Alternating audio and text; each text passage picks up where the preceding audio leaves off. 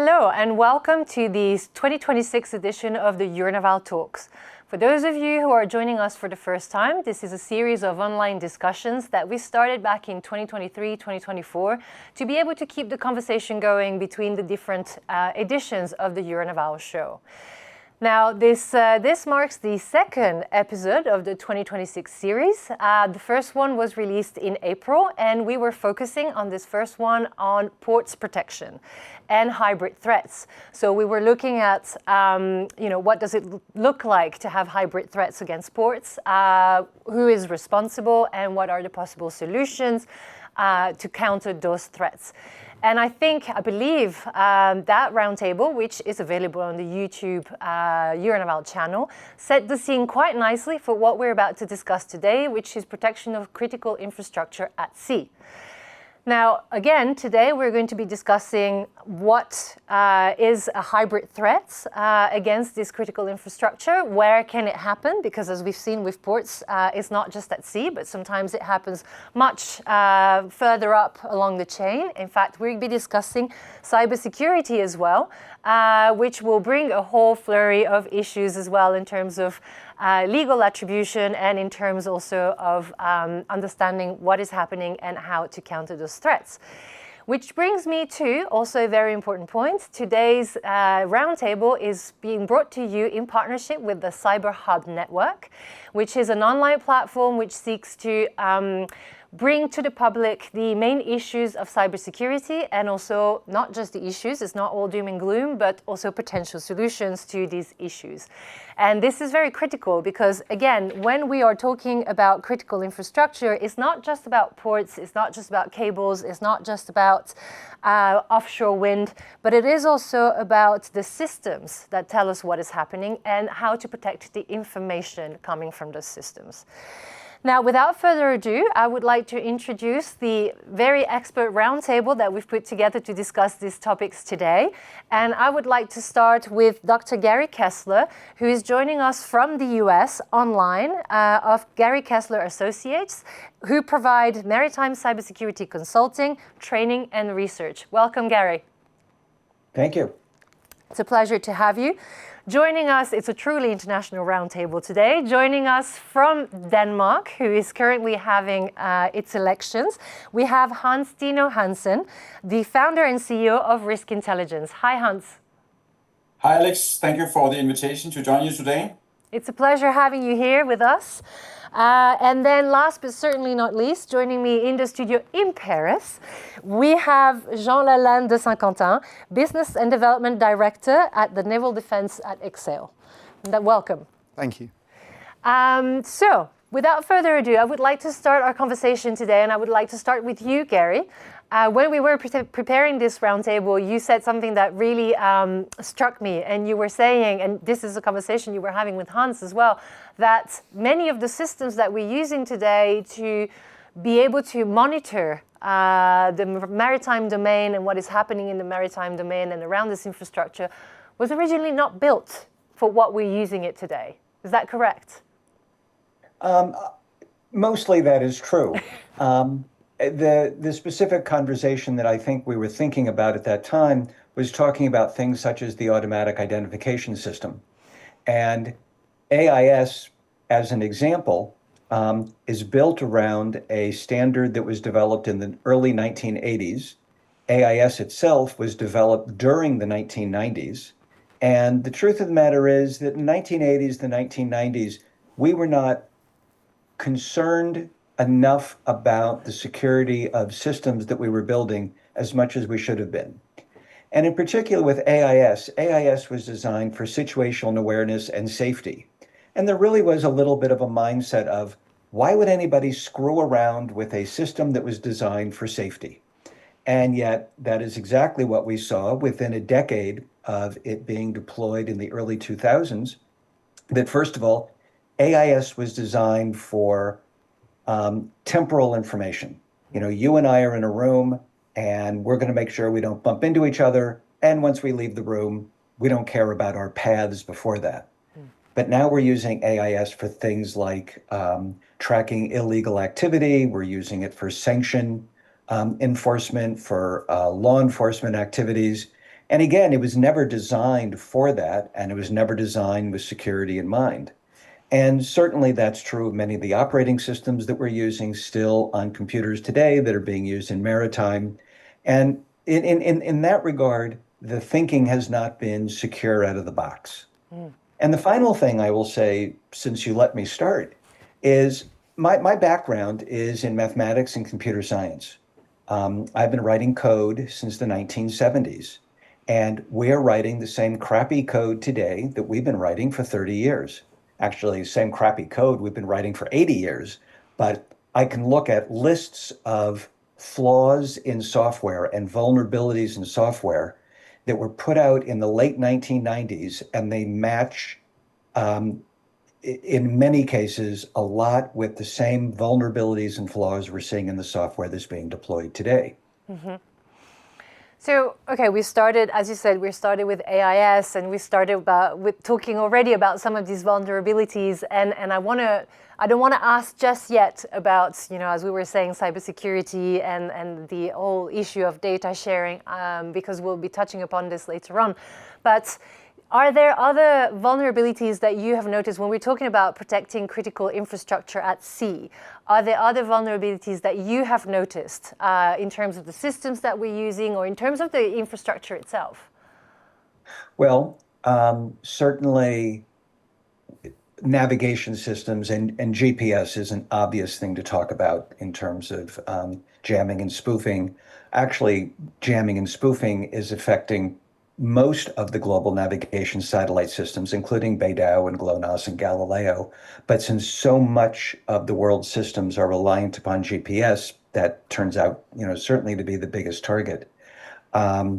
We are seeing more and more on ships and ports, and even the containers on ships having smart systems.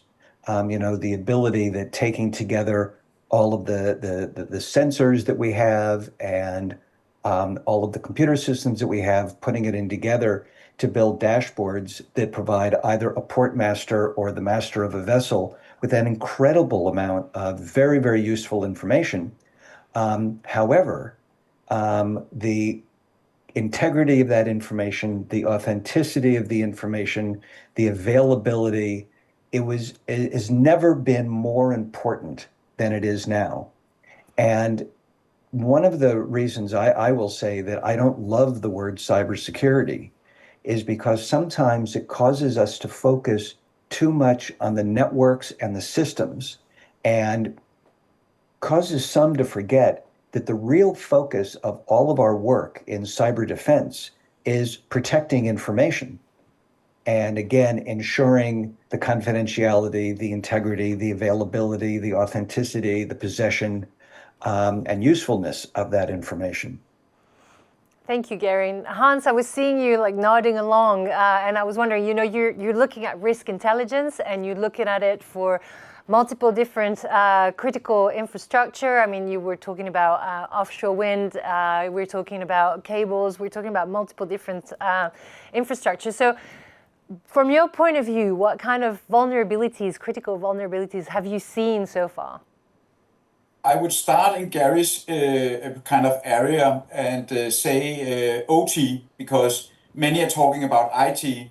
And when we talk about infrastructure, most of it is actually OT, so operational technology.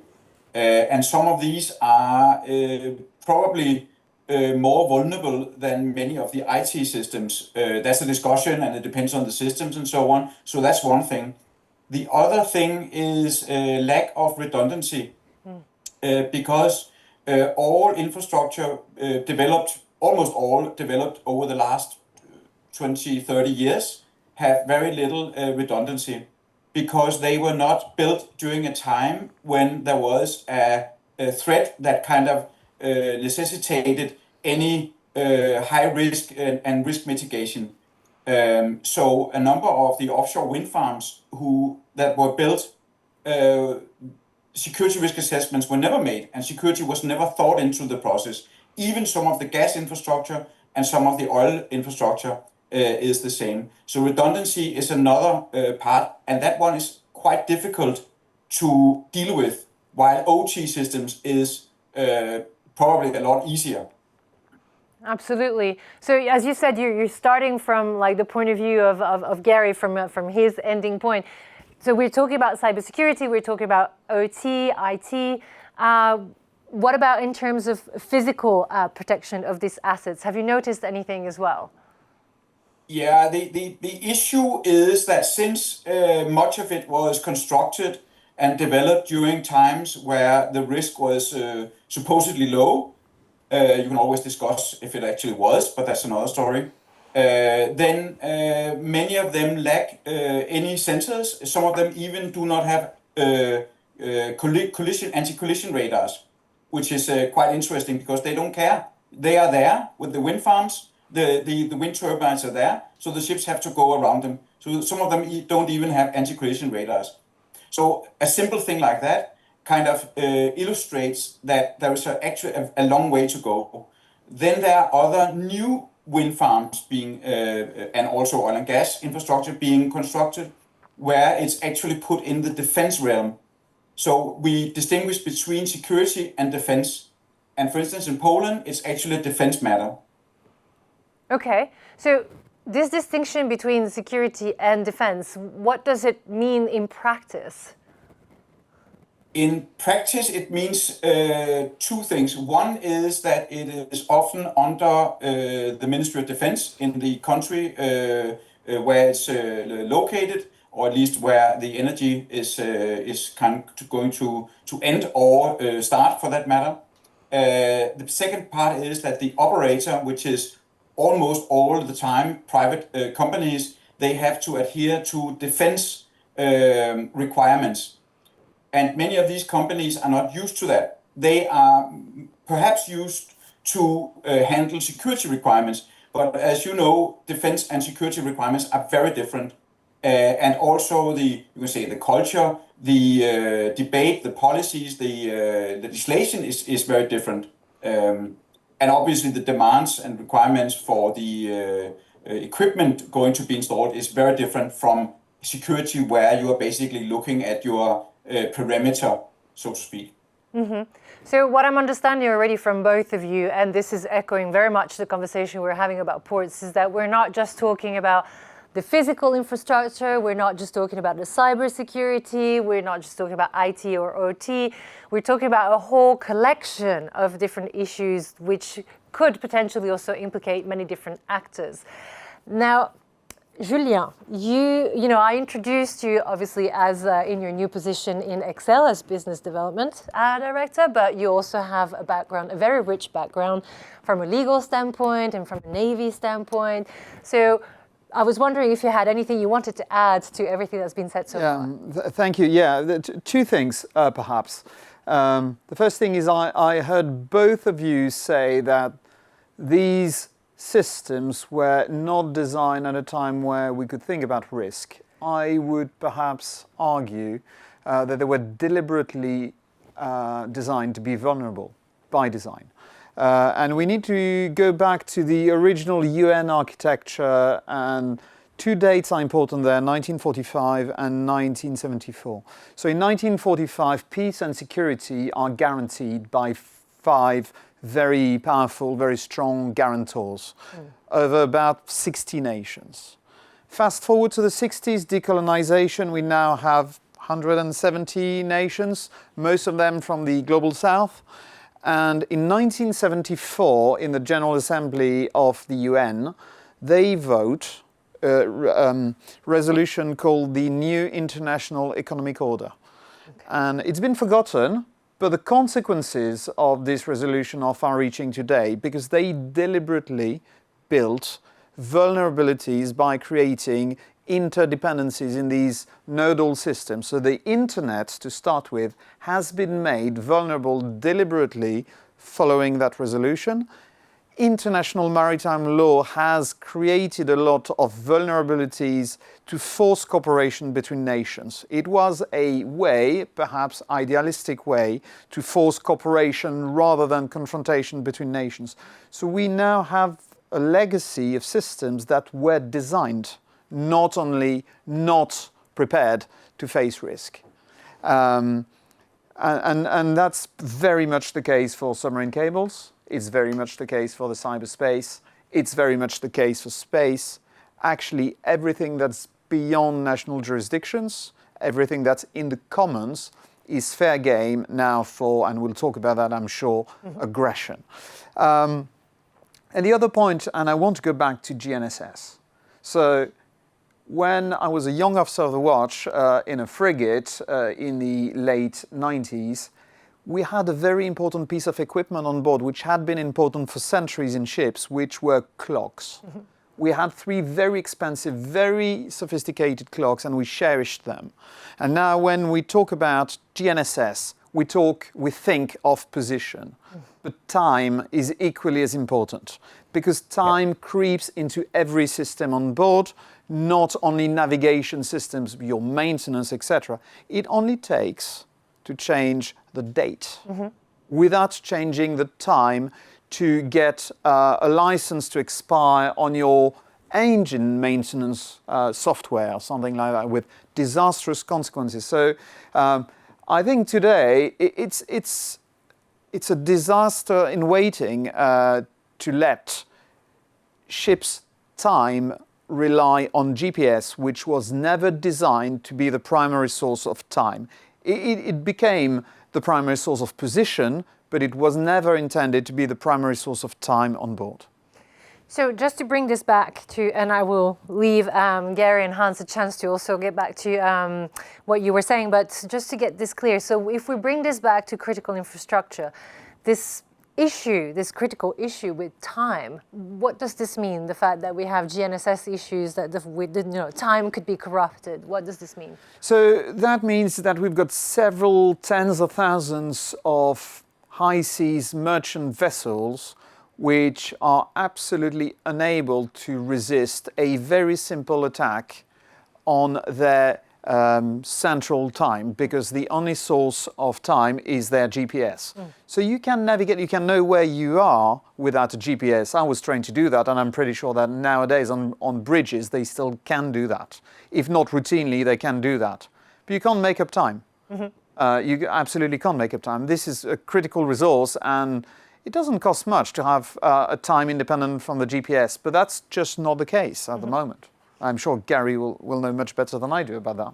Yeah, so if one of the ships gets spoofed or jammed or any of the above, it could mean that it could also be led to crash into one of those critical infrastructure as well. Yeah, absolutely. So I think the most obvious one is a crash. Crashing into another ship, running ashore, etc. But in more subtle ways, you could end up, and that's nearly happened in the Baltic a couple of weeks ago, in a sanctioned area.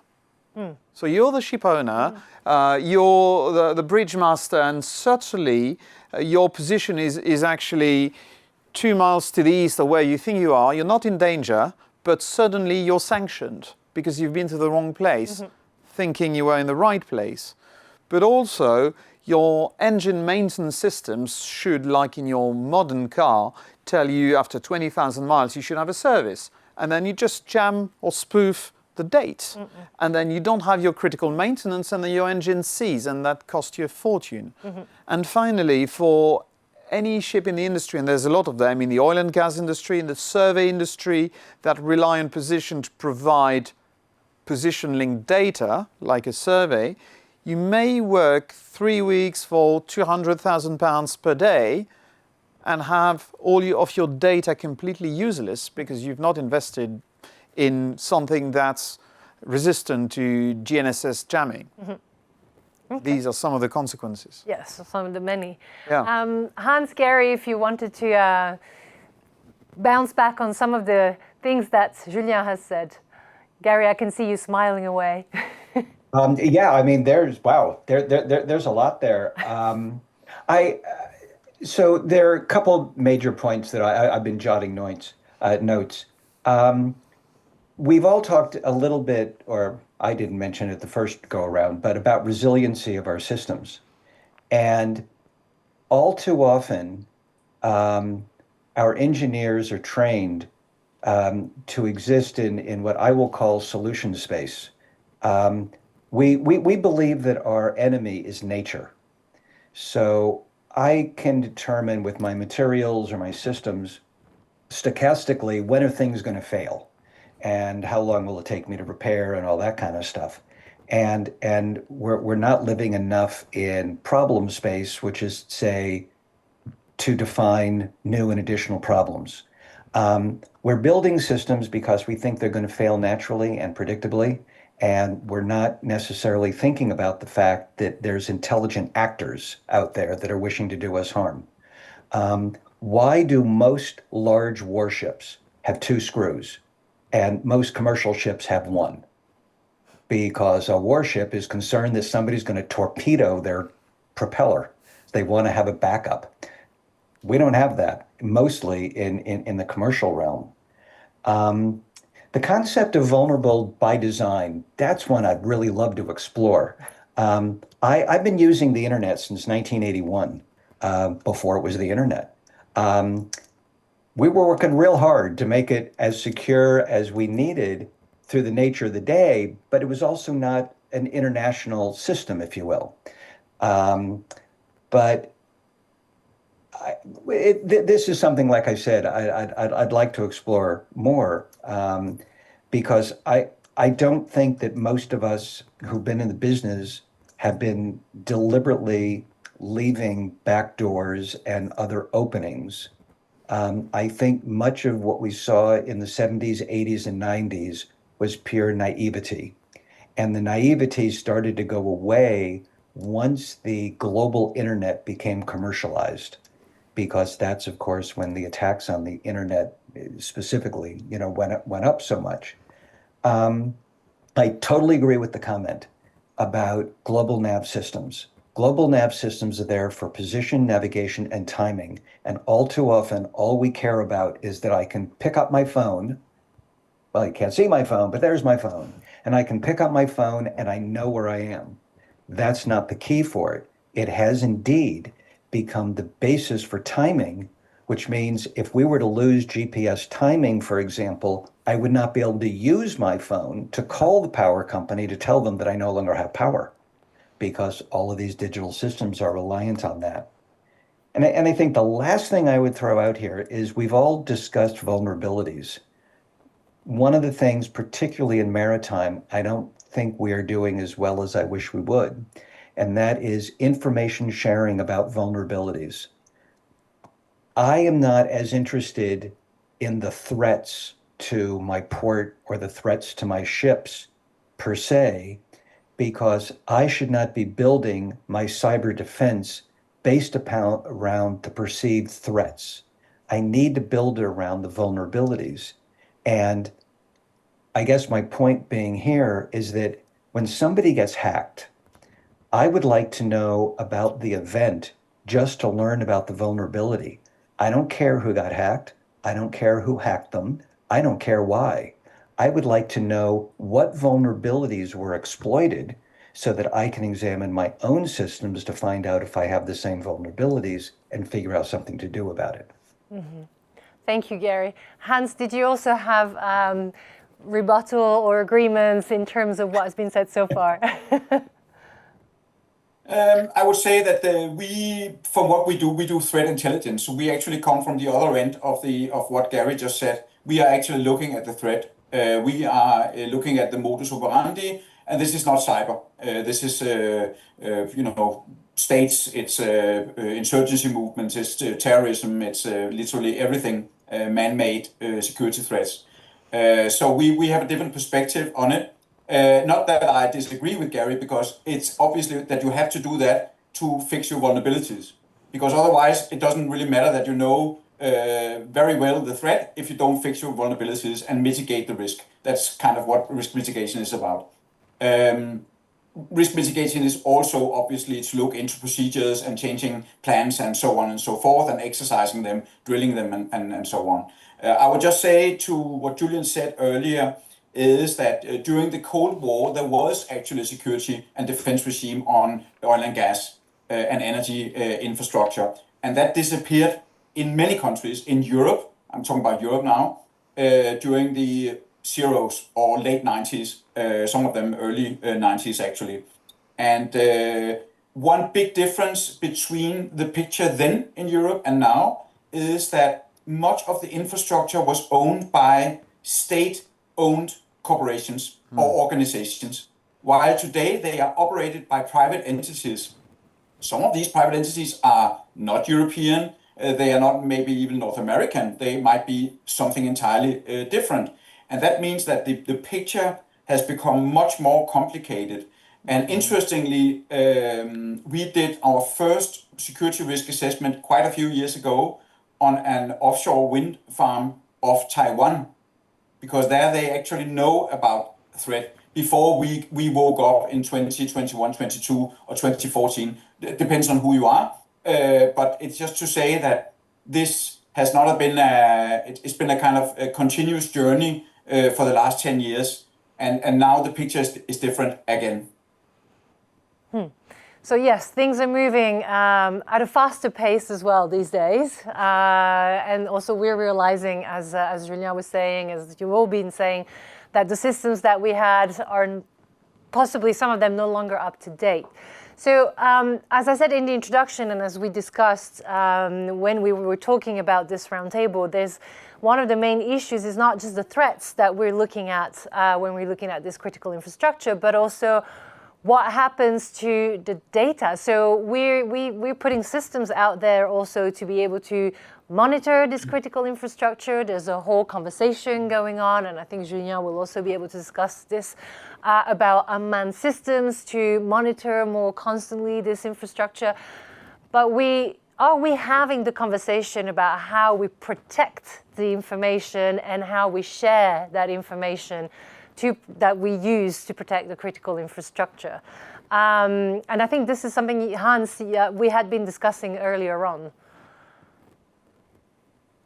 Yeah, I mean, the issue of having all being operated by private sector is obviously that the private sector are the ones responsible for this critical infrastructure. And as long as it hasn't made very clear, it has in some countries, but in many European countries, it hasn't been clear who benefits, who of the protection, security or defense, who pays, and which organizations have which responsibilities and tasks. Then it becomes very complicated. Sometimes defense and intelligence would like to tap into sensors systems on private operators. The private operators might not be interested in that because they see themselves as maybe becoming a target that they weren't before, and so on and so forth. So it is actually quite a complicated issue. Obviously, when these systems of sensors and so on are built, then data becomes very valuable, and also penetration of these systems becomes a high priority target for the opponent. It's actually getting this complicated picture working together and not necessarily only focusing, because a lot of talk, at least at conferences and exhibitions and so on, is about sensors. It's about what happens 2 to 5 nautical miles around the infrastructure. We have a different approach. We actually start 600 nautical miles away, and then we start to identify potential threats to offshore infrastructure. And then you move in, that's what you call the surveillance area. Then you go into an engagement area, which is smaller, obviously. That's where government organizations, defense, coast guards, police, and so on can engage. And then the vital area, that's where you have the infrastructure itself, and where you have the close protection, you could say the perimeter defense, in the lack of a better word, when it's at sea. So just a quick question before I pass before I let Julien intervene as well. It's just you're talking about starting from much further away. So we're talking about integrating a lot more technologies as well, right? If you're starting from further away, potentially beyond the horizon. Yes. That there are basically 3 different sources of detection. One is AIS that we already discussed when we're talking about ships of a certain size. Obviously, when we're talking about smaller ships, then it becomes more complicated. Then you got RF, so radio frequency, satellite-based or coastal-based or ship-based RF, which is important. and then you have SAR, synthetic aperture radar, or other satellite imagery. And if you put all that together, you can provide a maritime domain awareness picture, both for the government side, obviously, but especially also for the private side that do not have access in many countries to this kind of information. Okay, so a system of system. Again, Julien, I'm seeing you scribbling away on your notes. What did you want to add to this? So just to give a taxonomy of what needs to be done when there's an attack on a critical underwater infrastructure. So you need to detect it, you need to attribute it, and you need to respond to it. I will come back to attribute later, if you will. But in terms of detecting and responding, you obviously need assets at sea. And the question is, which assets? To start with, I think it's a fallacy to believe that you occupy the sea in the same way you occupy a field, the nomos. It's always been patrolling sea lanes of communications rather than occupying a piece of the sea. And that's a fallacy to think that we'll have in the future, with enough money, robots going along each submarine cable, each pipeline. That doesn't work like that. It's impractical, it's impossible, it's too expensive.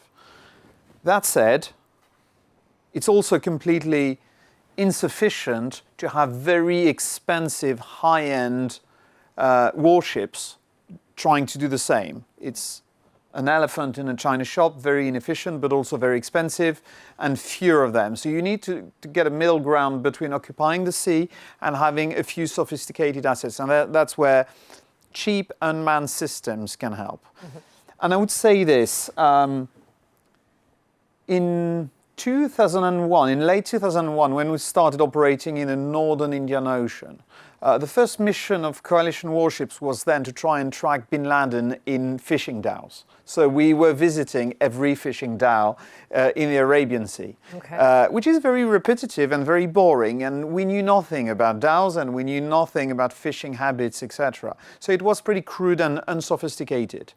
And then after a couple of years, when I returned in the same area, we had established what's called patterns of life. Mm-hmm. Patterns of life, what is normal.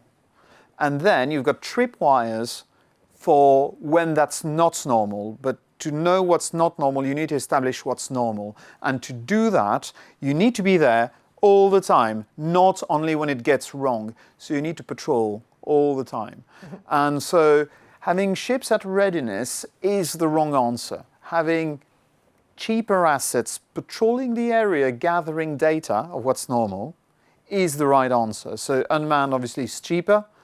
Unmanned has limitations. Mm-hmm. Unmanned does one thing well. It's not polyvalent in the way a warship is polyvalent.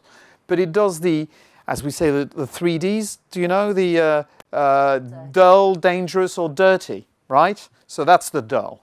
That's patrolling slowly, permanently. That's very important.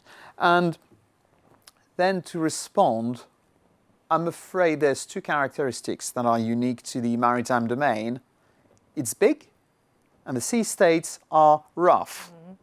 So you can't, if you stay in harbour ready to be deployed to fix an accident on a pipeline or a submarine cable, it can take an awful lot of time. So you need to be there again. So you need motherships with cheap motherships with unmanned, establishing the patterns of life, detecting the anomalies, the tripwires, and being able to deploy robots or anything that helps fixing what needs to be fixed. Okay, so yeah, a complex ecosystem and a complex also, how do you say, like trade-offs as well. As you were saying, like we need to figure out when we're using those big ships, when we're using those unmanned systems, and where they're at the most optimum level for their missions. Before moving on to attribution, as you said, I really want to go there as well.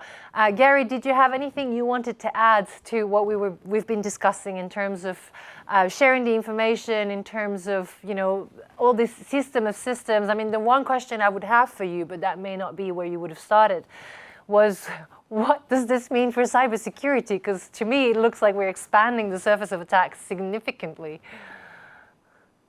Well, certainly cybersecurity in the maritime domain can't exist in a vacuum, um, and has to be looked at in the totality of everything we've already talked about. I mean, physical defense as well as cyber defense is all a matter of risk management. Um, and Hans has mentioned a couple of times about operational technology.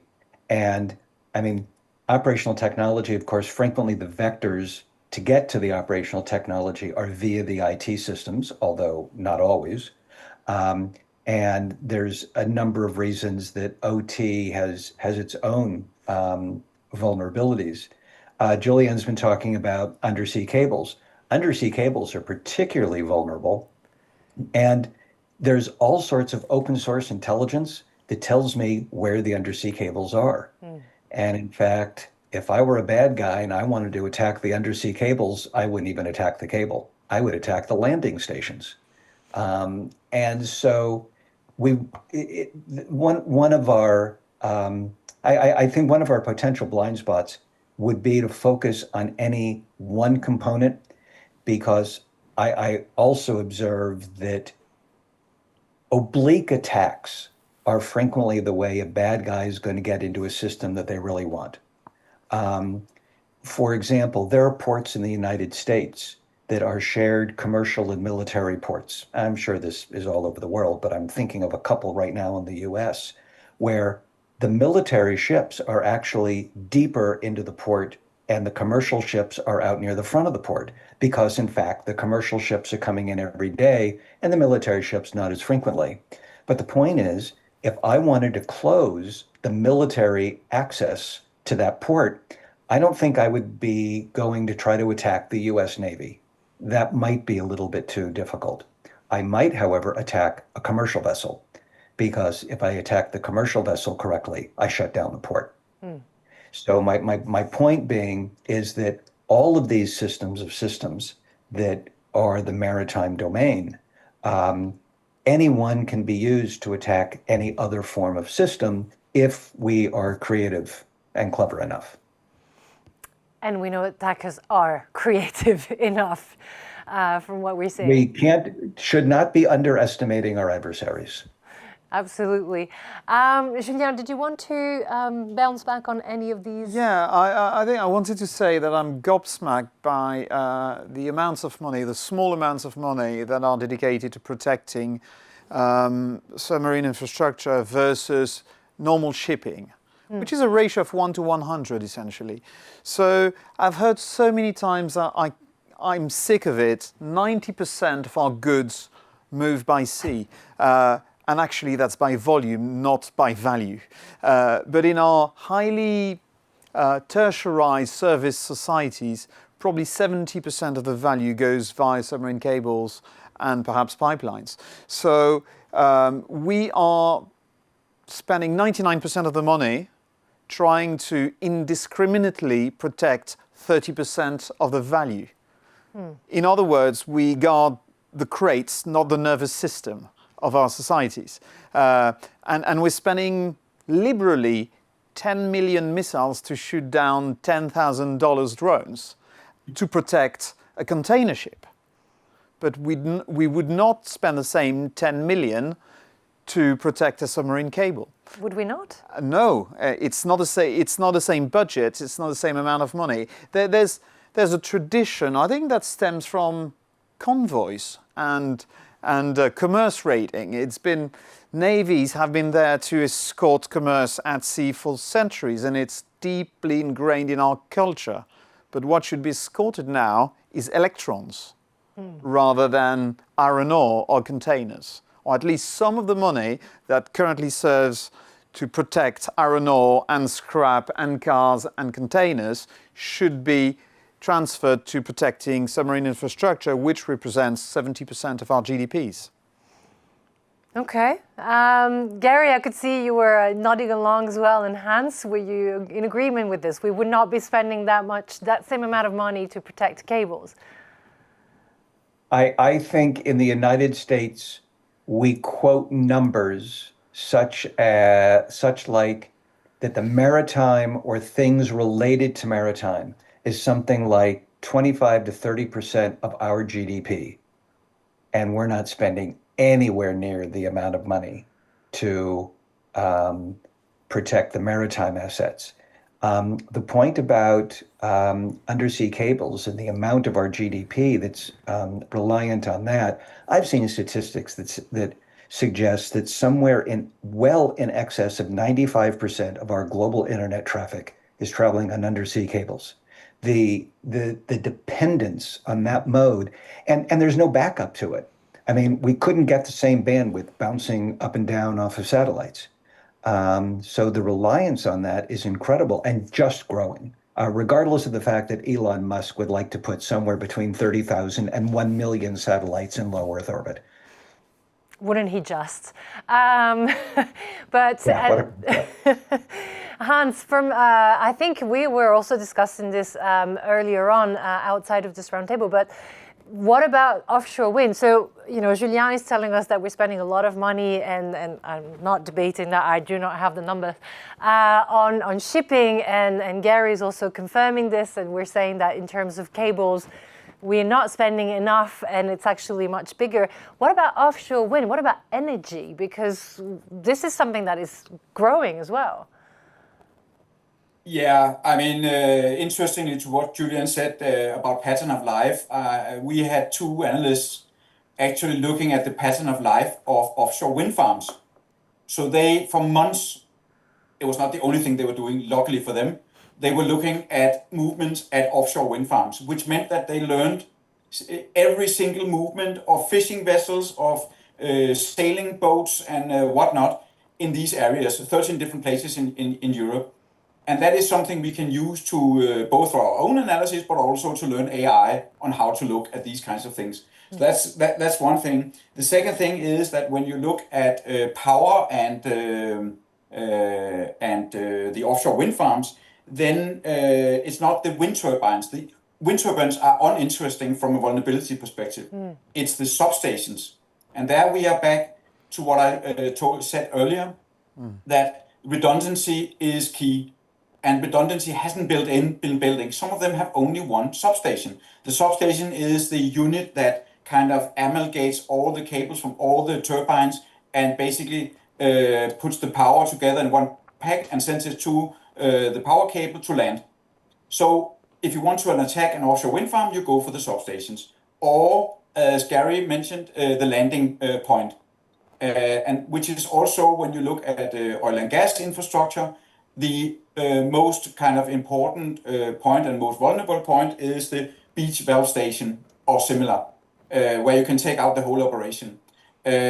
So in these terms, if we look at Denmark as an example, we got quite a lot of offshore wind energy, and we got also quite a lot of offshore oil and gas in the North Sea.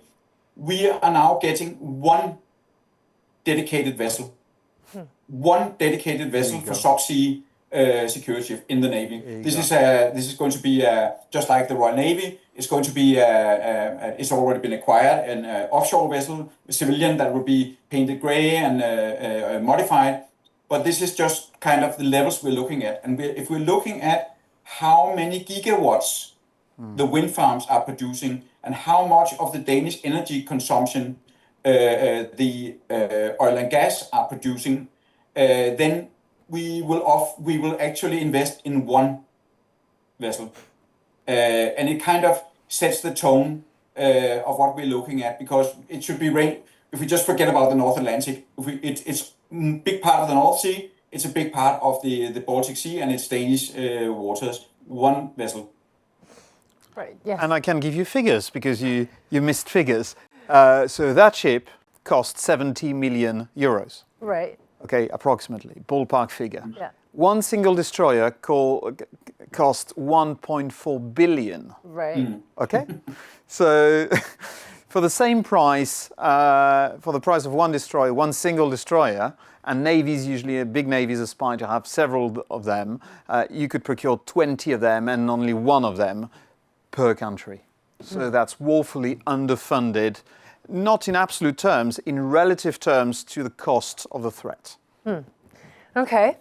All right, well, gentlemen, we are very quickly getting to the end of our roundtable. Time does fly. But as a conclusion, I wanted to ask each and every one of you if in a minute, more or less, it's a very tough exercise, I know, you could tell me, what can we do to do better? And I'll start with you, Julien, since you were the last one speaking. Right, thank you. Attribution. We need to know who did it, and we need to prove who did it, which are two different things. To know who did it, to better protect ourselves, and then to prove who did it, to go to the international system and to name and shame, and to keep our freedom of action. It is so important that we can justify our actions. That's the difference between self-defense and an aggression.